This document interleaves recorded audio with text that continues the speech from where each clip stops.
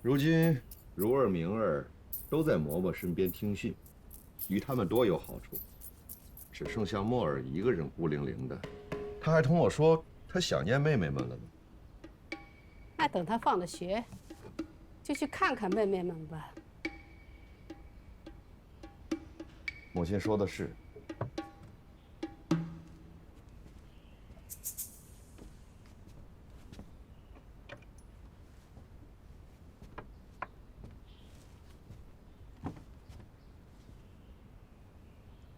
只是叔叔当初只有小侯爷一个外男，是个秉直忠正的，现在又多了个孤家二郎，两个妹妹都不在，墨儿孤身一人，怕是不便的。说的也是，那就让他在园子里绣绣花吧。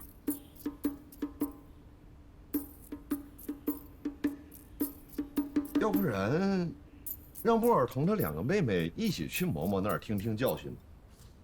当日他也去听上了，虽不曾责打他，可是也应该让他听听教训，改改他那个脾气。听着也像有理，不过你来同我说这些闲事俗务做什么？这都是归你大娘子管的，你们夫妇二人说了便是。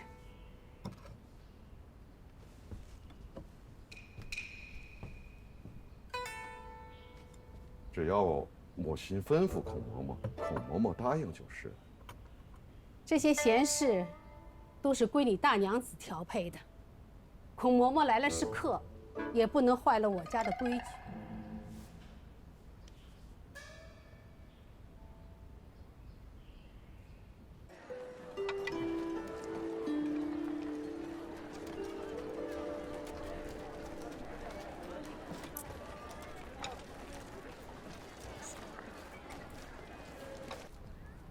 嬷嬷，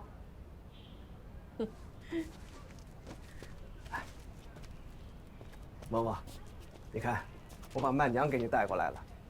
这是曼娘给我生的两个孩子，大的是蓉姐儿，小的是昌哥。过来，叫嬷嬷好，叫我好。小翠，哎，把孩子带到院子里头去玩会儿。是，走吧，跟姐姐去玩，去玩去啊。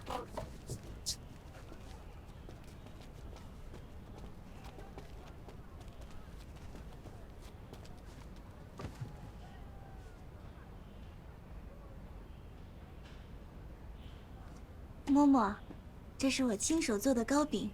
嬷嬷年纪大了，牙齿不济，我特意做的松软甜烂。嬷嬷，来尝尝。我一个仆人，没福气吃什么糕点。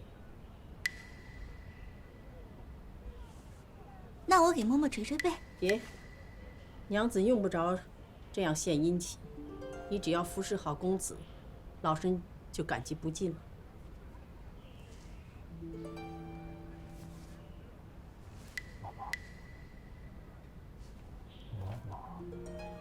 这曼娘是我的女人，以后始终要进我豪门大府的。你要是认我这个儿子，她就是你媳妇儿。什么儿子媳妇儿？你要娶她做正室？不做正室可以做个妾，曼娘是不介意的。哥儿快休要再提此事。你尚未娶妻，就找个贱籍女子，还生了两个孩子，将来恐怕求亲都难顺遂。我可以放低要求，我又不用非娶一个贵胄千金什么的，只要娶个温柔贤淑的，可以让她进门，给她个名分就行了。只要能让我日日守在二郎身边，有没有名分我不在意。嬷嬷若是不信，我愿对天发誓，若是我对二郎不是真心，天打雷劈，叫我不得好死。哎，曼娘，好好的发什么誓？快进来。嬷嬷若是不答应让我在你身边，我就不起来。你这是威胁我！曼娘不敢，为了和二郎厮守，也为了两个孩子，我愿意担这个罪名。你好得很，把他骗得严严实实的。你若高兴跪，那就跪着吧。嬷嬷，嬷嬷，满娘，起来吧，起来吧，起来吧。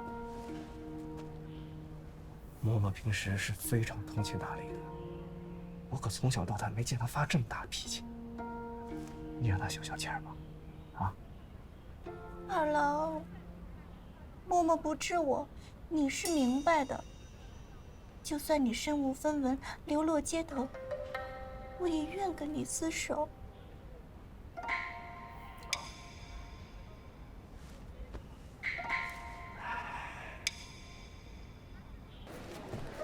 嬷嬷，嬷嬷。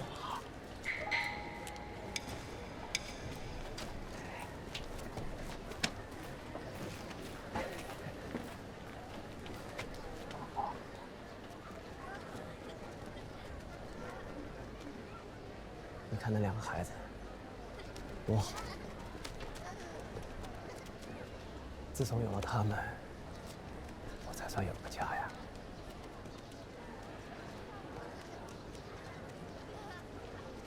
哥养个外户妻妾，本轮不到我说。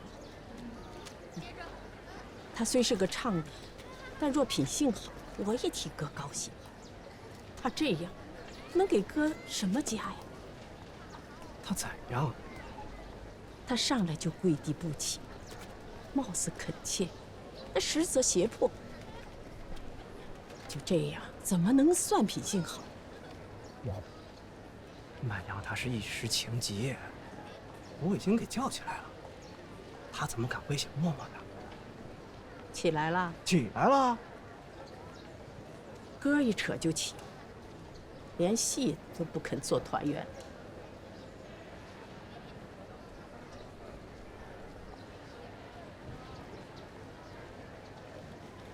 嬷嬷，我在这侯府里头是孤苦伶仃的，幸好有了满娘，可以陪我聊聊天、解解闷，好歹是个匡人。他虽然出身是低了点，但是他对我关切，他甚至比我小秦氏母亲还要好。我老婆子知道，哥是受苦出来的，可也不能把念想寄托在这样一块浮萍沙地上，哥日后在侯府就更难立脚啊。侯府这么对我母亲，难道我还永远赖在侯府一辈子不成？大不了分家。万万不可！你还没成家立业，父母俱在，分家那是要过公堂的。那就先成家，再分家。咱们离开那个是非之地，找一个清清静静的地方，好好过日子。说来都是我不好，当初不该撇下你回扬州。若我在，怎么也不会任由你在侯府孤苦无依。我不要伤心，给满娘一个名分，这两个孩子也算有家了。他们毕竟是我的儿女啊，他们多开心啊！你看，日后若是没有名分，被人叫成野种，那就是我这个做父亲的不是了。孩子总是无辜的。哎呦，嬷嬷，哎呦，嬷嬷最好，我就知道嬷嬷疼我。你叫那个妇人带着孩子，全都到我这里来住。行，嬷嬷怎么说，满娘就怎么做。你就要科考了，很不该在这些事情上花精力。一切都听嬷嬷的。什么满娘华娘，我都替你一并管了。行，嬷嬷说什么，满娘必须听。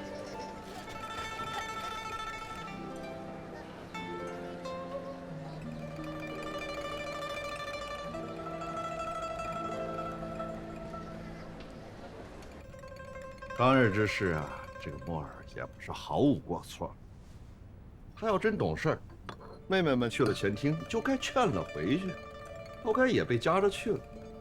我瞧这个莫儿啊，也得去听听嬷嬷的教训才是。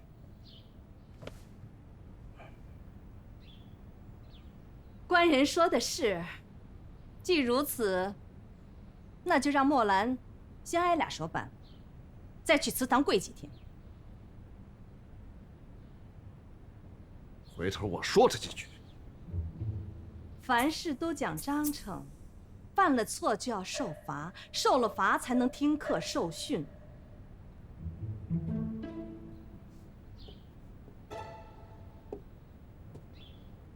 这个孔嬷嬷啊，是宫里头来的，人家的眼界、见识犹在你我之上。咱们盛家的女儿能得她的教导，那真是天大的福分。既如此，那就应该雨露均沾，绝不能厚此薄彼才是。究竟谁厚此薄彼？家里嫡庶正邪颠倒几十年了，如今嬷嬷来教规矩，那是将来嫁入王侯富贵人家才用得上的，本就只有如兰才有资格去听。那明兰是沾母亲的光，那墨兰是沾谁的光？林清霜那贱婢的光。你住口！你端正也是做大娘子的人，怎么口舌如此恶毒？你不肯容人呢？那墨兰究竟也是我盛家的女儿。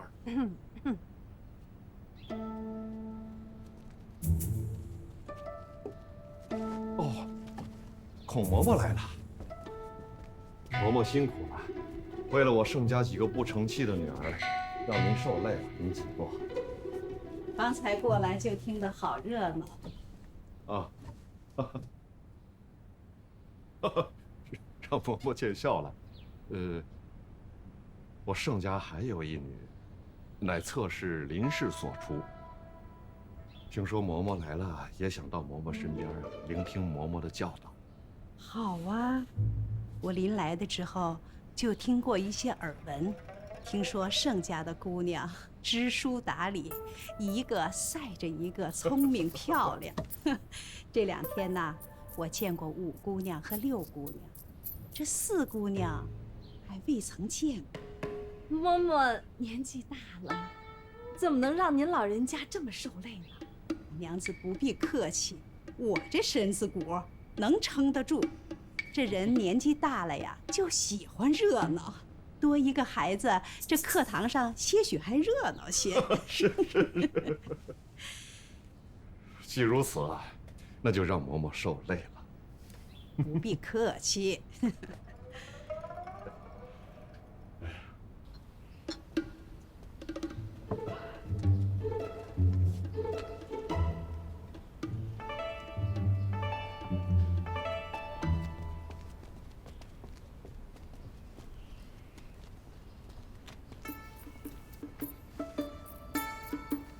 瞧着你母亲使这狐妹子的功夫，才把你塞到这儿来。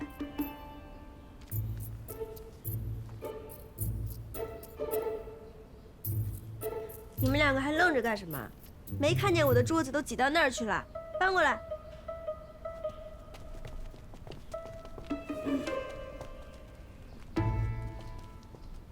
嬷嬷晚安。嬷嬷晚安。晚安。好。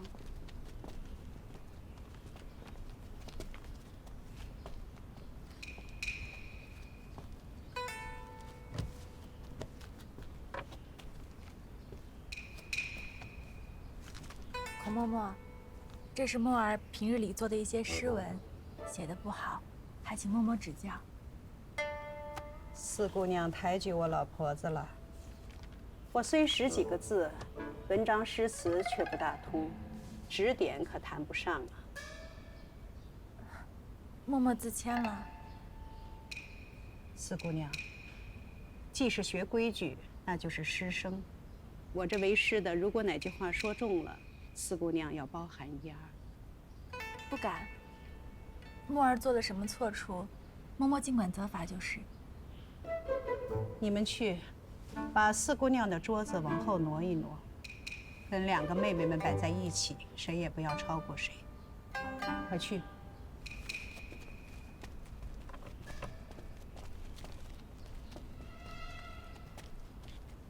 叫他猖狂，多罪了吧？五姑娘，课堂之上不要窃窃私语。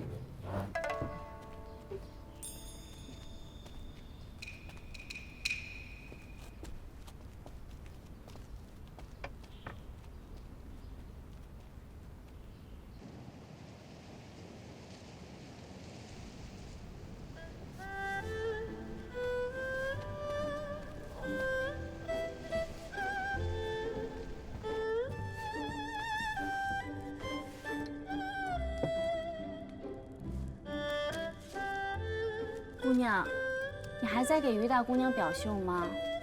这要是再不看茶经的话，明日可来不及恢口嬷嬷的话了。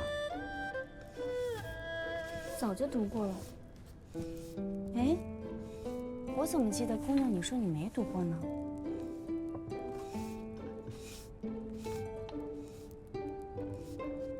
那四姐姐、五姐姐，哪一个是好相语的？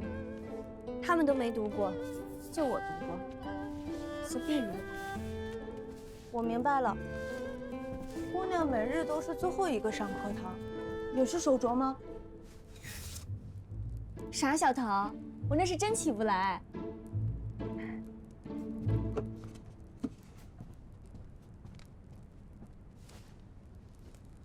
这是二门上小四递进来的信。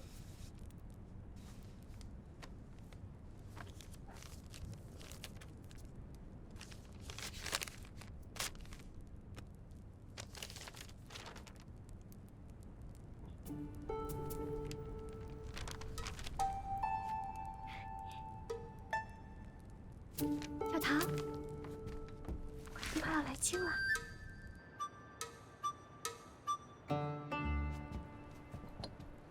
这些小玩意儿，你原先是最会的，你干嘛不亲自教你屋里的这个丫头啊？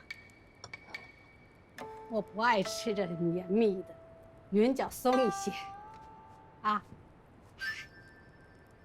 没指望他家高门大户，寻个平常人家，平平安安的过日子罢了。那你反倒把骑马投壶都全教了。那投壶是他小娘教的。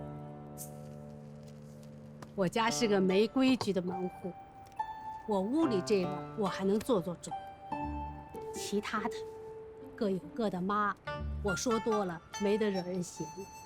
依我看，养在谁家院子里头的都不如养在你屋子里头的这个丫头大智若愚。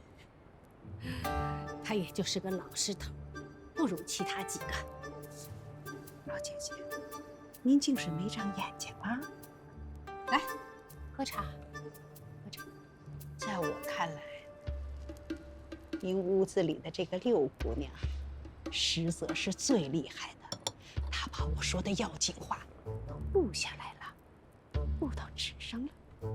我呀，虽教过不少人，可是像她这样的孩子，还真少见。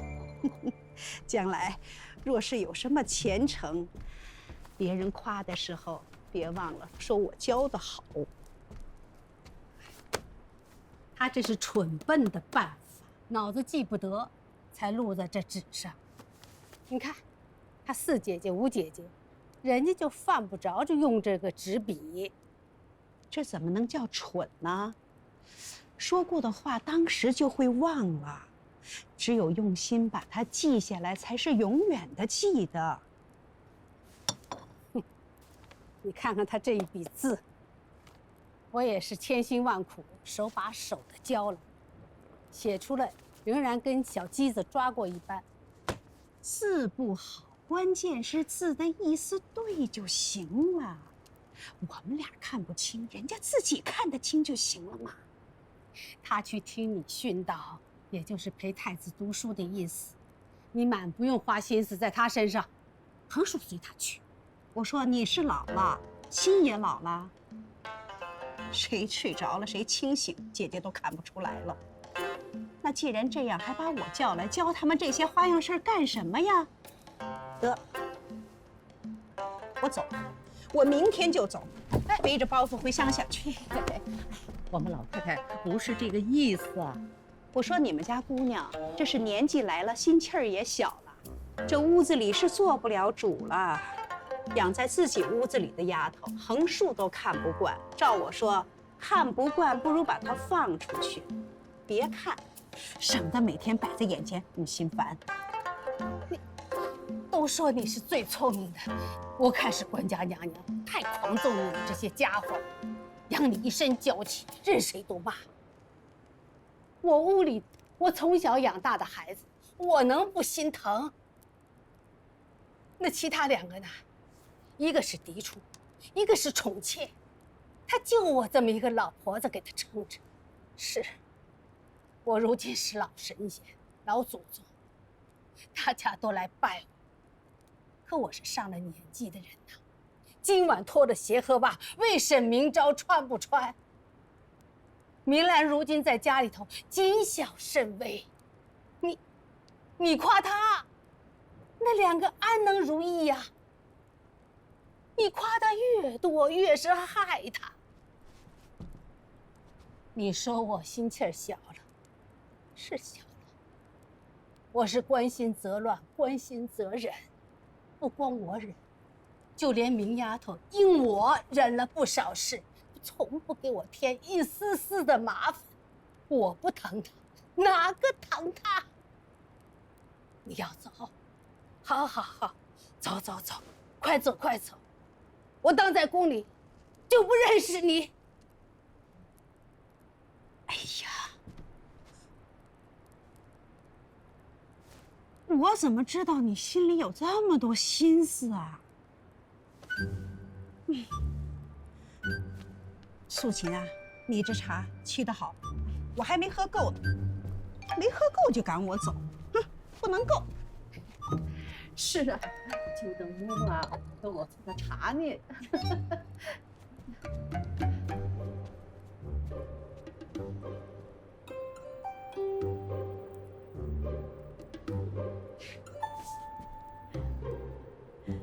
姐姐，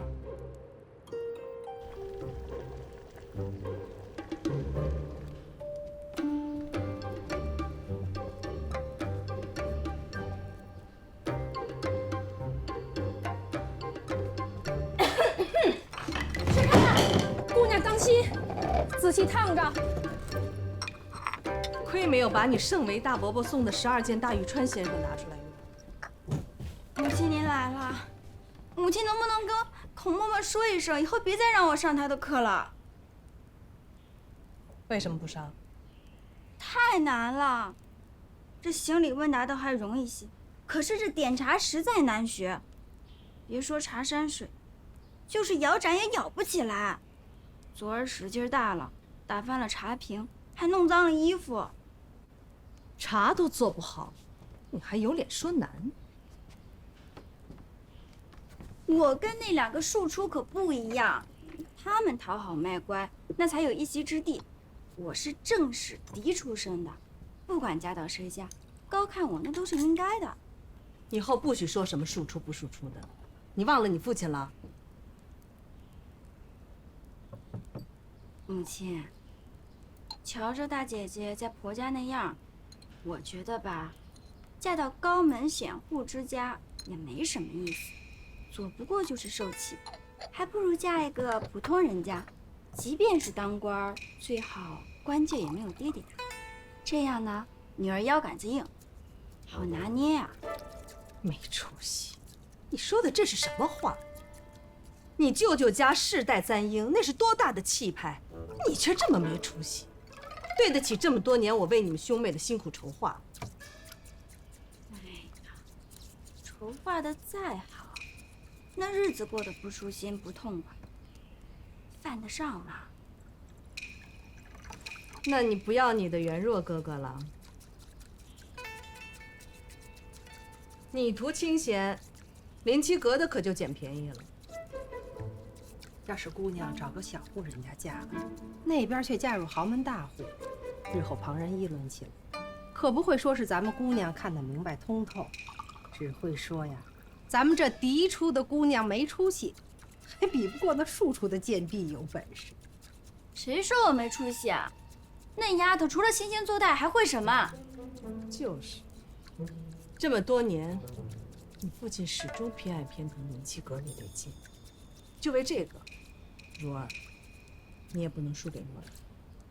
你就跟孔嬷嬷好好的学规矩、学本事，将来挑个高高的门第嫁了，再封个诰命夫人，好为你母亲一雪前耻。你看，这不是也不是很难吗？再做一次看看。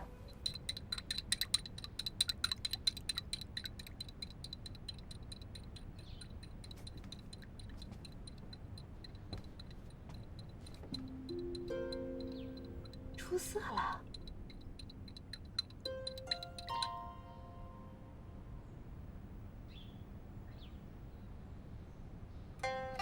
便说你方才助汤点水的时候就没做好，这云脚自然会散。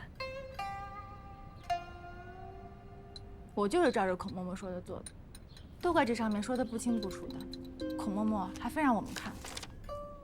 先朝的书啊，是主茶，现在的茶是要调高积福，先朝的书自然说不清楚。孔嬷嬷让你们看，那是为了让你们沾点茶气。就你这么呆子，硬生生的去讨。究竟是我听了孔嬷嬷的教导，还是阿娘听了孔嬷嬷的教导？若阿娘嫌弃我愚笨，阿娘自己来打便是了。你翅膀硬了，有个宫里来的嬷嬷教授了，不得了了。阿娘，我教训不了你了是吧？好，你自己打去吧。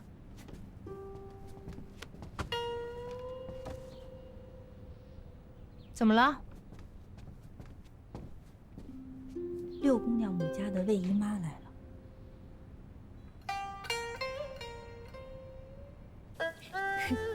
姨妈，席面都准备好了，我亲手给您做的炙羊肉，还好您多吃点。姑娘，娘子安好，我是姑娘房里的贴身女使，我叫丹菊。这些日子，娘子若有什么事情，就尽管吩咐我就好。我帮娘子拿包袱吧。哎。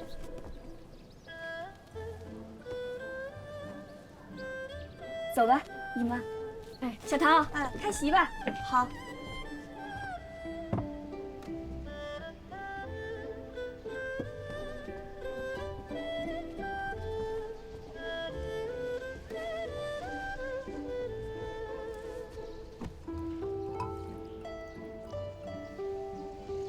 等等。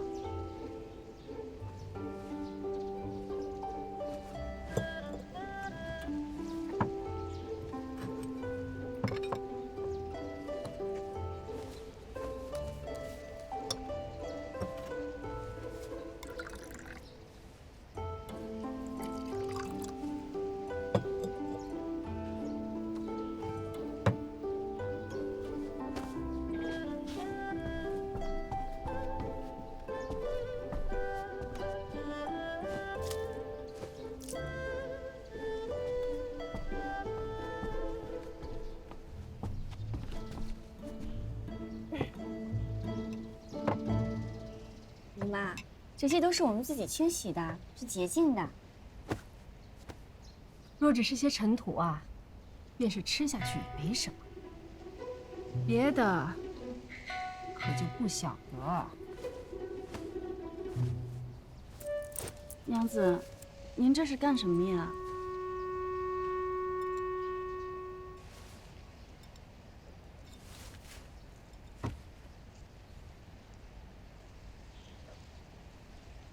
好了，现下可安安稳稳的喝一壶热酒吧。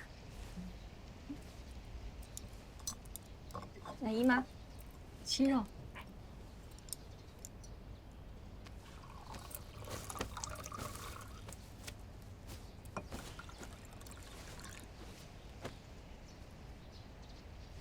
姨妈，吃块肉吧。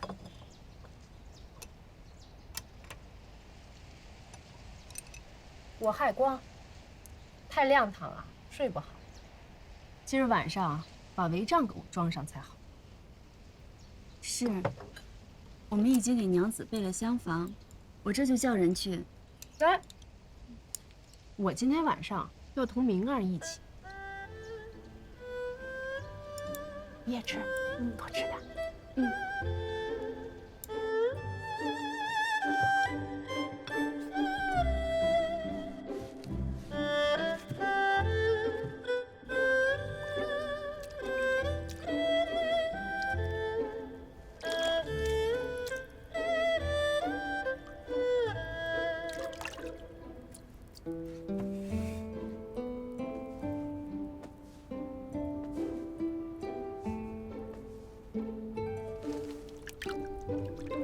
娘安睡，娘子安睡，奴婢就先下去了。下去吧。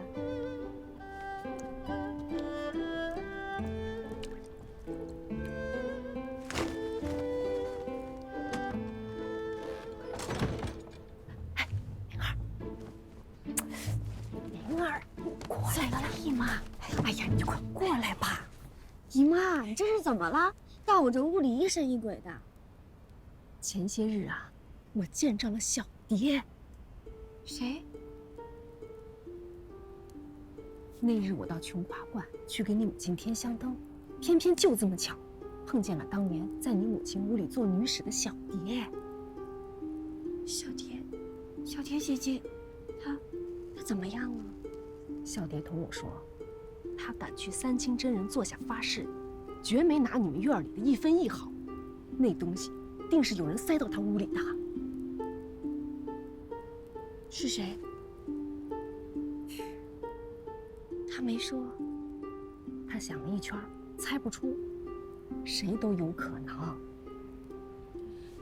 孩子啊，这盛家荆棘丛一般，你一个人孤零零的在里头，这不知道哪天就让人给害了。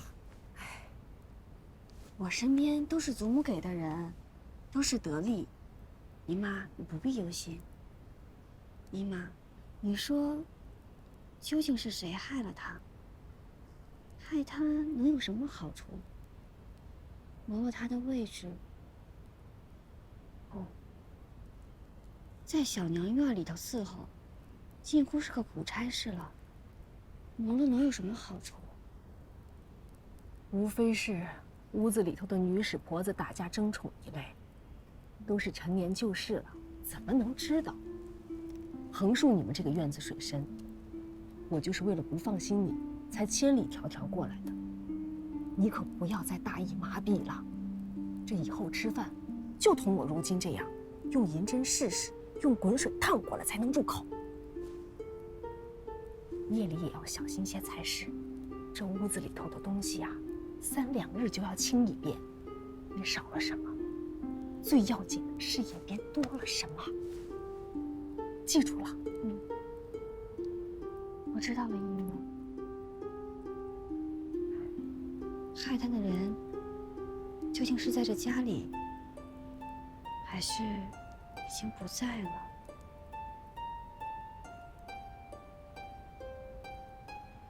哦，会是谁呢？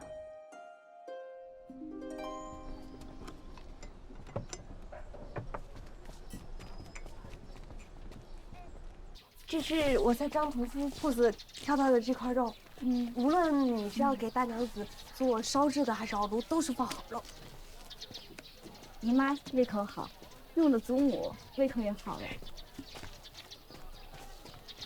六姑娘安好，周娘子。姑娘，这是又要亲自下厨做菜呀？是啊。听说姑娘家姨妈过来了，怎么也没见着？姨妈出生在庄户人家，不善交际，也不大出门。那怎么能成呀？何该让我们请一顿才是？不敢劳烦周娘子了，我们姑娘自招待。无非是添双筷子。姑娘要是不嫌弃的话，今晚就过去，和我们小娘吃顿汴京时下最流行的冰酥烙宴，怎么样？周娘子还能替李小娘做主了。啊，不过实在不凑巧，我姨妈明日就要告辞回扬州了。怎么这么仓促？也没说在东京多玩些日子，多待些日子。她本来找我就是有话要说的，说完了自然就走了，免得事迟多变呀。哦，奴婢知道了。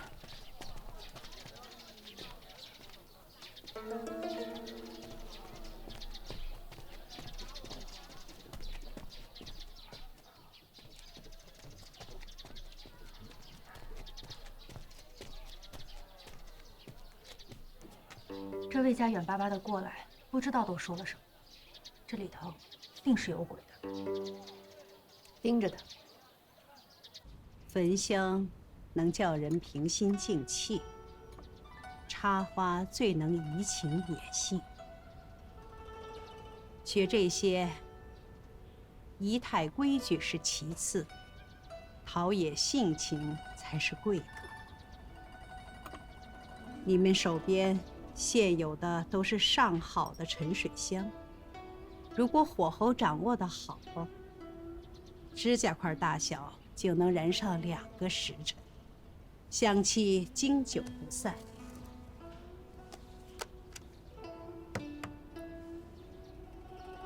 你们都坐起来吧。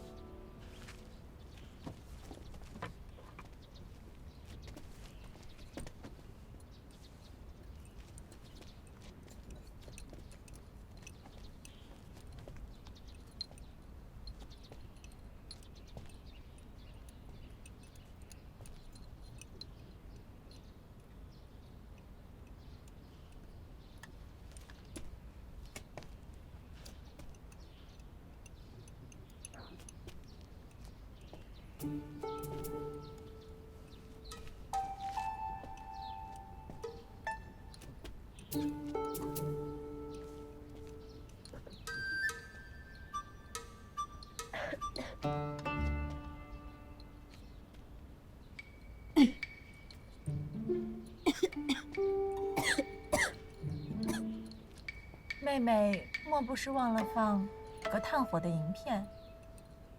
木炭把沉香烧糊了。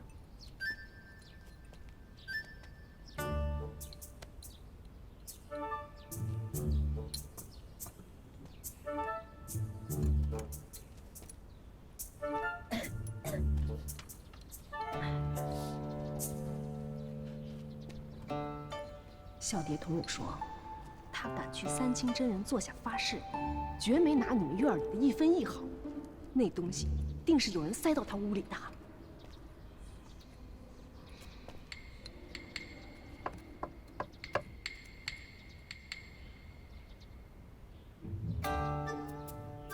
嬷嬷，我手笨，马上就好了。六妹妹莫着急，这种事情啊，需要特别的心细手巧，没有悟性的人啊，是做不来的。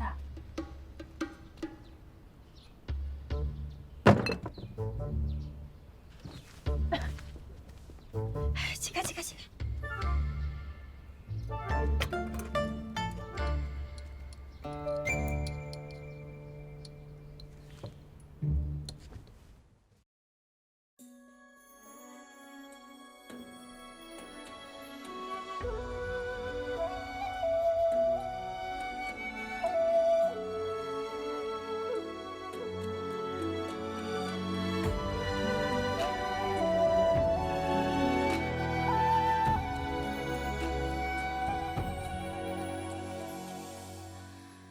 一朝花开傍柳，寻香无觅庭后。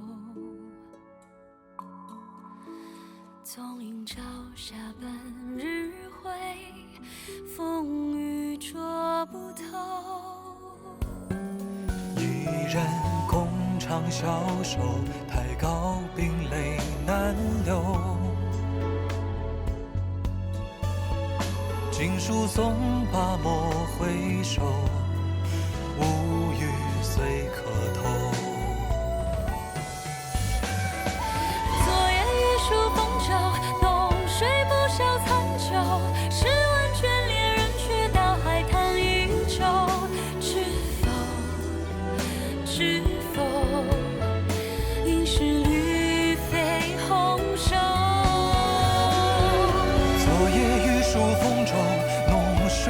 笑残酒，试问眷恋人吹到海棠依旧，是否云是绿肥红瘦？